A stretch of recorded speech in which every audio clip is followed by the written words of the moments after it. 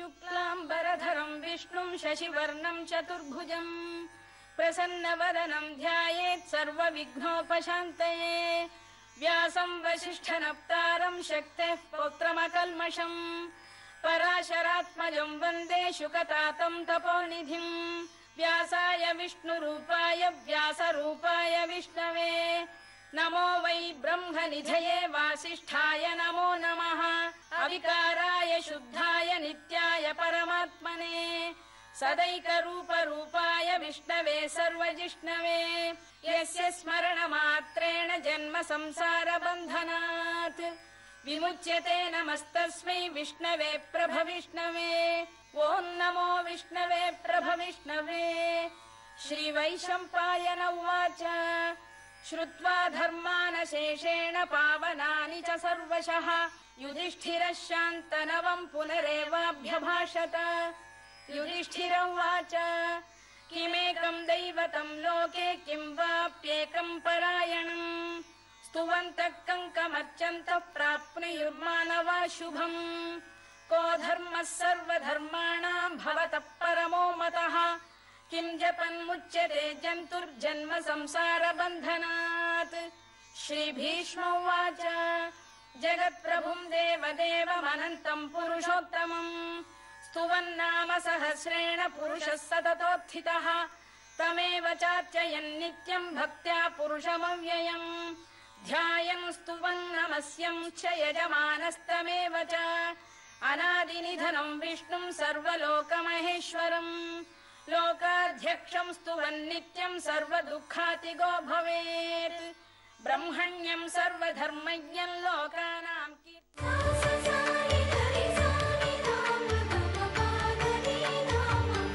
నమస్కారం.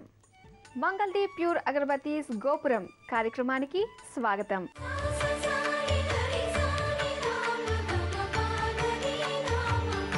ఈ రోజు గోపురంలో సాంప్రదాయాలు చెప్పుకునే ముందుగా అర్చనలో మన ఇష్టదైవాన్ని స్మరించుకుందాం.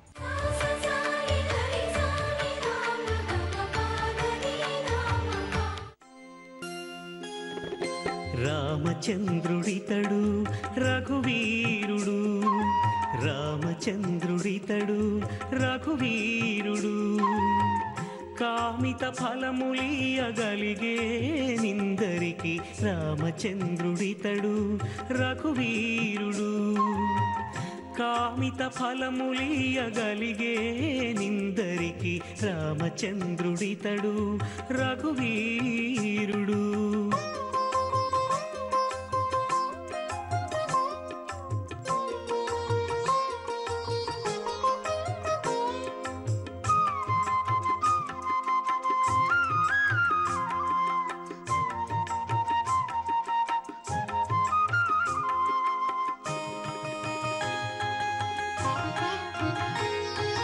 గౌతము భార్యా పాలిటి కామధేను వితడు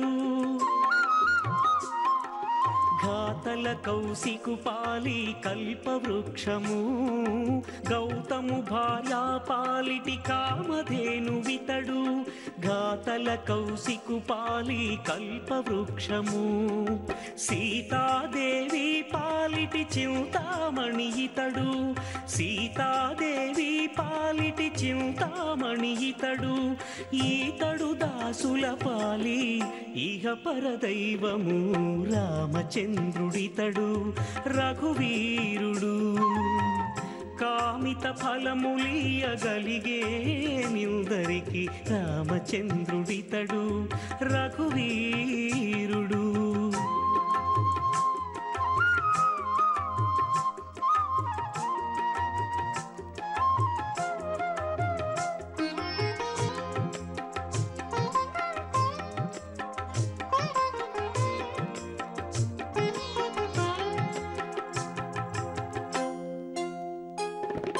పరగ సుగ్రీవు పాలి పరమ బంధుడితడు పరగ సుగ్రీవు పాలి పాలి పరమ బంధుడీతడు సరి హనుమంతు పాలి సామ్రాజ్యము నిరతి విభీషణు పాలి నిధానము నిరతి విభీషణు పాలి నిధానము గాలిమ జనకు పాలి ఘన పారిజాతము రామచంద్రుడితడు రఘువీరుడు కామిత ఫలములియగలిగే నిందరికి రామచంద్రుడితడు రఘువీరుడు.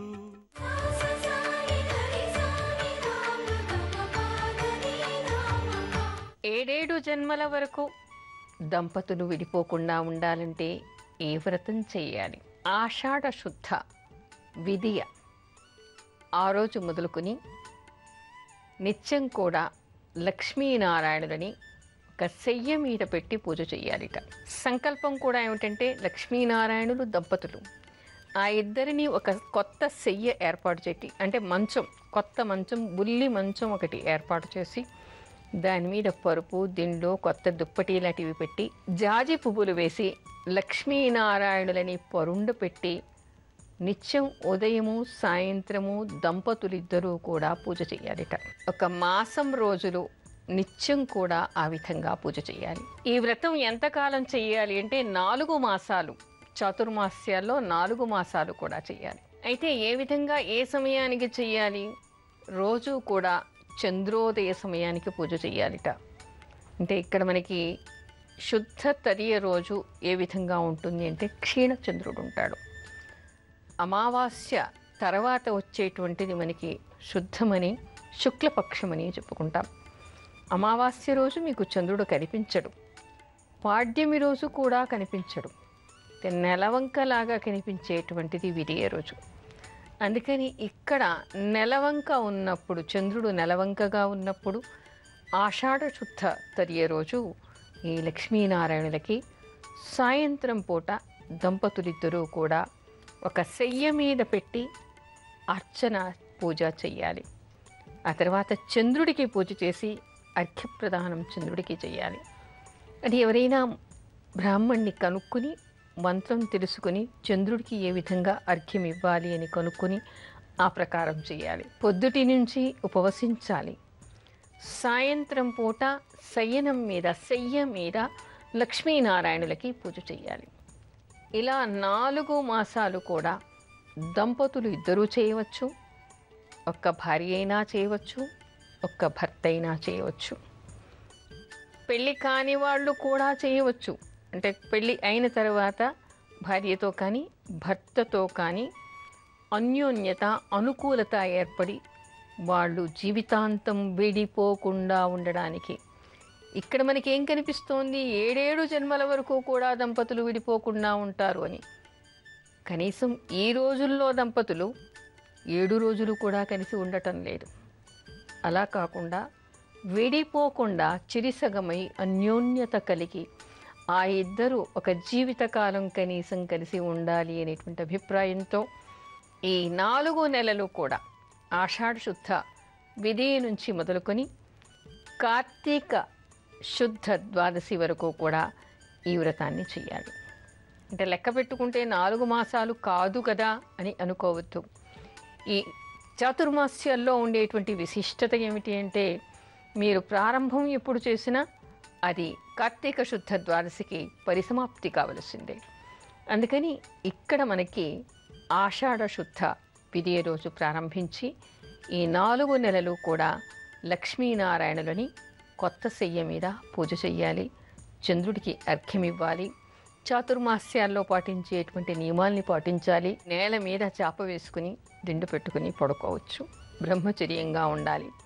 అలా నియమనిష్టలతో ఉండి లక్ష్మీనారాయణులని నిత్యం కూడా ఇలా రాత్రిపూట ముఖ్యంగా జాజి పువ్వులు, తులసీ దళాలతో అర్చన చేయాలిట.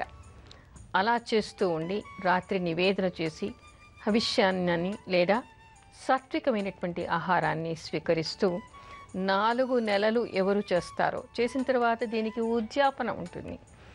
4 మాసాలు కూడా లక్ష్మీనారాయణులని శయ్య మీద పూజ చేశారు. కార్తీక శుద్ధ ద్వాదశి రోజు ఆ రోజు పరిసమాప్తం చేసి ఆ రోజు మళ్ళీ పునఃపూజ చేసిన తర్వాత ఒక కొత్త మంచము, అంటే మామూలు ఇది దేవుడికి పెట్టేదైతేనేమో చిన్నగా విగ్రహానికి సరిపోయినంతది మాత్రం తీసుకుంటారు. కానీ దానం చేసేటువంటి మంచము మనుషులకి పొడవుకి సరిపోయినంతగా మనుషులు ఉపయోగించుకోవడానికి వీలు ఉండేదిగా ఒక కొత్త మంచము, కొత్త పరుపు, 2 దిండ్లు, 2 దుప్పట్లు కొత్తవి కొని ఎవరైనా వేదం చదువుకున్నటువంటి సద్బ్రాహ్మణ దంపతుల్ని పిలిచి వానికి అర్ఘ్యపాద్యాదులు ఇచ్చి పూజించి భోజనం పెట్టి లక్ష్మీనారాయణ స్వరూపంగా భావించి ఆ దంపతులు కూడా అనుకూలమైనటువంటి దంపతులు అయి ఉండాలి. వాళ్ళకి ఈ శయ్యని దానం చెయ్యాలిట. అలా దానం చేయటం వలన దంపతులిద్దరూ కూడా 7 జన్మల వరకు విడిపోకుండా ఉంటారుట. ఎందుకు? శయ్య మీద ఉండేటువంటి లక్ష్మీనారాయణులకి నిత్యం జాజి పూలతో అర్చన చేయటం వలన ఇలాంటి ఫలితం వస్తుంది అని చెప్పేసి మనకి ధర్మసింధులో కనిపిస్తోంది. ఇది ఎవరు దీన్ని హాస్యాస్పదంగా తీసుకోవడానికి లేదు. ఎందుకంటే ఇది నాకు నేనుగా ఏదో ఒకటి చెప్పాలి అని చెప్పటం లేదు. ఖచ్చితంగా మీరెవరైనా కూడా ధర్మసింధు చదివితే అందులో కనపడుతుంది. అసలు వివాహం అంటే ఏమిటి? 2 ఆత్మల కలయికే దంపతులుగా చెప్తారు. ఒక ఆత్మ 2గా విడిపోయినప్పుడు దంపతులుగా కలిసి ఉంటే అది ఒక ఆత్మగా అవుతుందిట. అలా ఇద్దరికీ ఉండేటువంటి ఆత్మీయత, ఆత్మ సంబంధం కావాలి. అది కేవలం శారీరక సంబంధం, మానసిక సంబంధం మాత్రమే కాదు, అది ఆత్మ సంబంధం కావాలి. అది ఆత్మ సంబంధం అయినప్పుడు 7 జన్మలు కాదు, దేవుడిలో ఐక్యమైపోయే వరకు కూడా ఇద్దరు ఒకటిగానే ఉండాలి అని కోరుకుంటారు. అలాంటిది దానిలో ఆత్మీయతలో ఉండేటువంటి, అనుబంధంలో ఉండేటువంటి, అనురాగాల్లో ఉండేటువంటి మాధుర్యం అనేటువంటిది నేటి యువతకి తెలియటం లేదు. మాధుర్యాన్ని వాళ్ళు అనుభవించటం లేదు. ఎంతసేపు నువ్వు గొప్ప, నేను గొప్ప, నువ్వు పని చేసావా, నేను పని చేశానా, నా ఆస్తి ఎక్కువ, నీ ఆస్తి ఎక్కువ, నీ సంపాదన ఎక్కువ, నా సంపాదన ఎక్కువ, మా పుట్టింటి వాళ్ళు, మీ పుట్టింటి వాళ్ళు అనే దగ్గర మాత్రమే ఆగిపోతూ ఉన్నారు.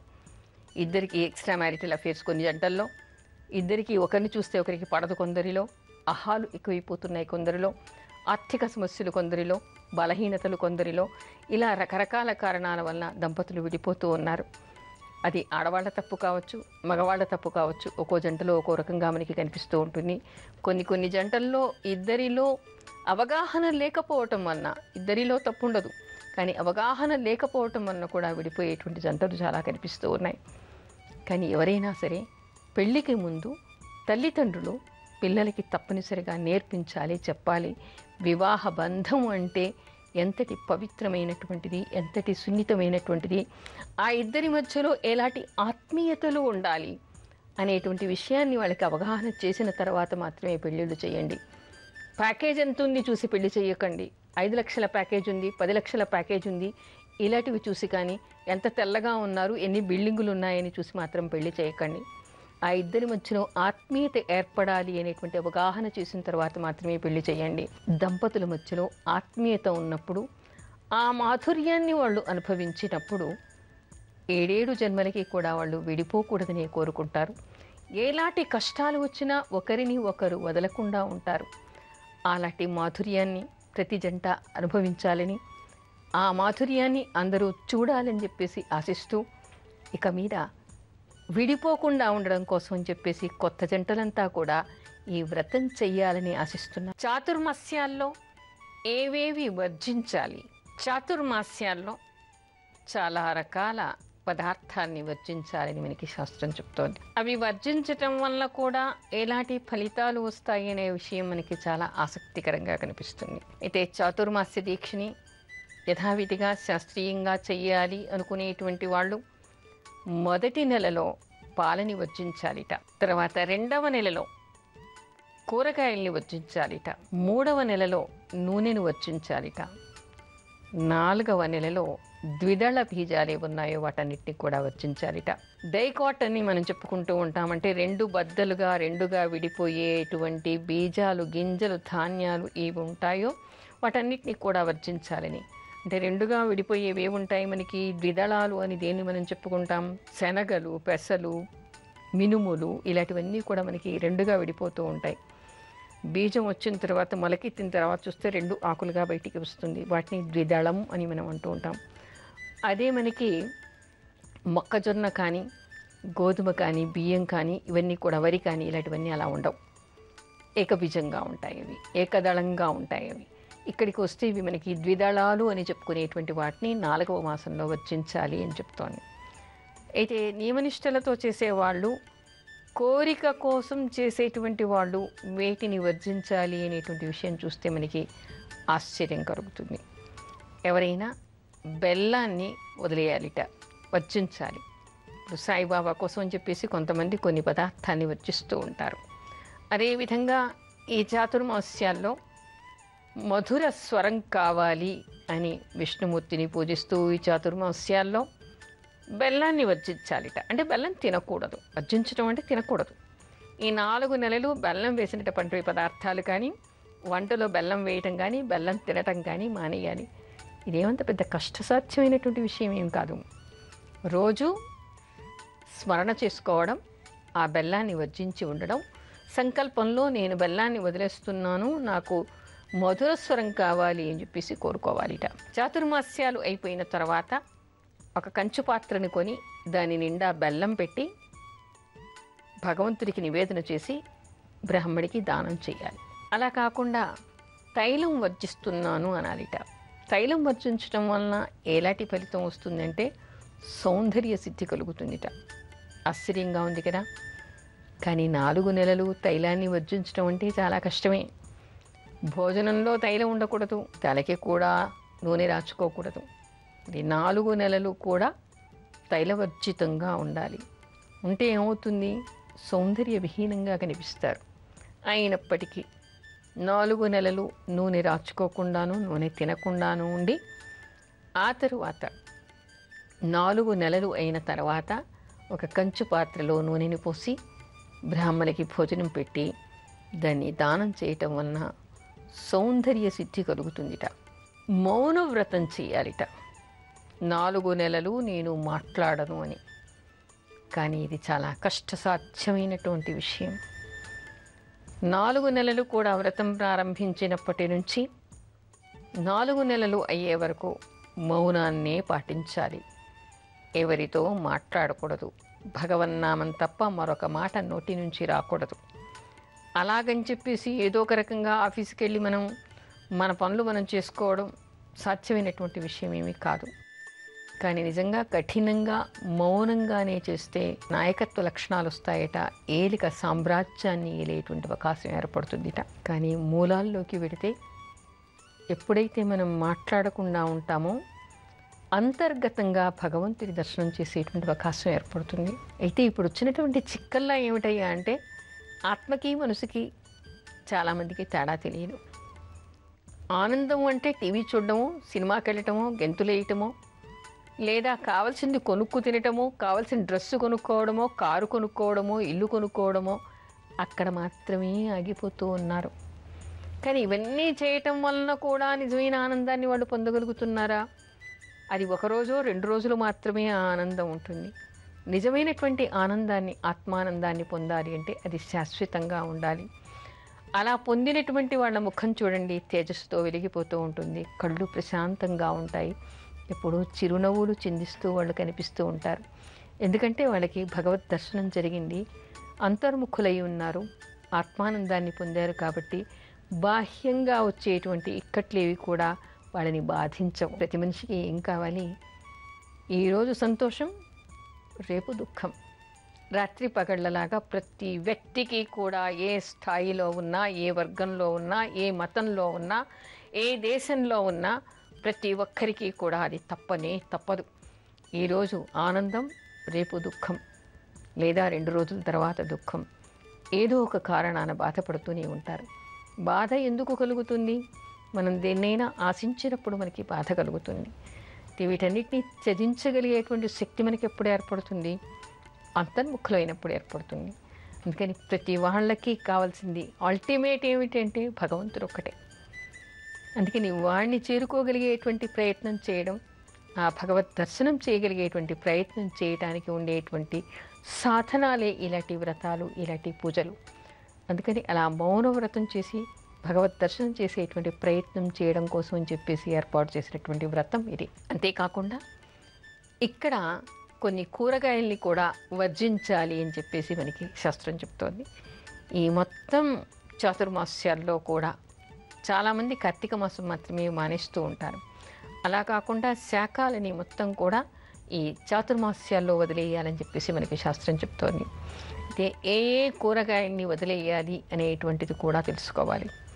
అదేమిటి అంటే వంకాయ, సోరకాయ, నేతి బీరకాయ, ములక్కాయ, ఉల్లిపాయ, వెల్లిపాయ, ఆ తర్వాత మామూలుగా నూనెను తినడం చాలా తగ్గించాలని హవిష్యాన్నం మాత్రమే తింటూ ఉంటారు. బూడిద గుమ్మడి ఇలాంటివన్నీ కూడా వర్జించాలి అని మనకి శాస్త్రం చెప్తోంది. అది ఏమైనా మాంసం అండి, ఎందుకు వర్జించాలి అని మూఢంగా అడిగేవాళ్ళు కూడా కొంతమంది ఉన్నారు. అయితే మనకి సమయాభావం వలన వాటి వెనక ఉండేటువంటి కారణాలని మనం ఇప్పుడు చెప్పుకోవటం లేదు. కానీ మరొక ఎపిసోడ్లో ఏ ఏ కూరలు ఎందుకు తినకూడదు అనేటువంటిది సుశాస్త్రీయంగా మరొకసారి చెప్పుకుందాం. తప్పకుండా వాటికి కారణాలు ఉన్నాయి, శాస్త్రీయమైనటువంటి కారణాలు ఉన్నాయి. ఎందుకు వర్జించాలి అని శాస్త్రం చెప్తుందో అనే దానికి కూడా అలాంటి కారణాలు మనకి కనపడతాయి. అందుకని అవన్నీ కూడా మరొక ఎపిసోడ్లో మళ్ళీ మనం చెప్పుకుందాం.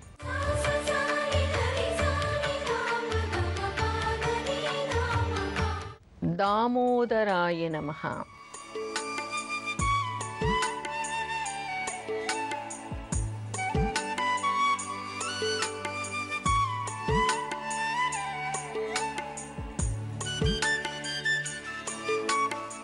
విష్ణునామాల్లో ఇదొక నామం. ఈ నామంతో విష్ణుమూర్తిని తలుచుకోవటం వలన సకల కార్యాలు సాధ్యమవుతాయిట, అసాధ్యమైనటువంటివన్నీ కూడా సాధ్యమవుతాయిట. ఈ నామం ఎంత సులభ సాధ్యంగా ఉంది, దీనిలో కూడా ఒత్తులు లేవు. ఎవరైనా సులభంగా గుర్తుపెట్టుకోవచ్చు, ఎవరైనా సులభంగా దీన్ని చదువుకోవచ్చు. ప్రతి ఒక్కళ్ళు కూడా చిన్నపిల్లల నుంచి పెద్దవాళ్ళ వరకు అందరూ 24 గంటలు తలుచుకోవడానికి సులభ సాధ్యంగా ఉండేటువంటి నామం. కానీ దీనివల్ల ఫలితాలు మాత్రం అమోఘంగా ఉంటాయి. అందుకని చాతుర్మాస్య దీక్ష చేసేటువంటి వాళ్ళు విష్ణునామాల్లో ఏ నామంతో అయినా కూడా హరినామస్మరణ చేయవచ్చు. ఏ నామంతో చేసినా విష్ణుమూర్తి అనుగ్రహానికే పాత్రులవుతారు. ఇలాంటివన్నీ కూడా సులభ సాధ్యమైనటువంటివి, అమోఘమైనటువంటి ఫలితాన్ని ఇచ్చేటువంటివి. అందుకని దామోదరాయ నమః, దామోదరాయ నమః అనేటువంటి నామాన్ని ఎప్పుడూ కూడా మీరు స్మరణ చేస్తూ ఉండండి. ఆ దామోదరుడి అనుగ్రహానికి పాత్రులు కండి. గోపురంపై మీ అమూల్యమైన సలహాలు మాకు తెలపండి. మా చిరునామా Gopuram, care of Zee Telugu, post box number 102, Khairatabad, Hyderabad 5,04,000. మా ఈమెయిల్ ఐడి gopuram.ztelugu@gmail.com. చూశారు కదా, ఇది ఇవాల్టి మంగళదీప్ ప్యూర్ అగరబత్తీస్ గోపురం కార్యక్రమం. మరో ఎపిసోడ్లో మళ్ళీ కలుసుకుందాం. అంతవరకు సెలవు, నమస్కారం.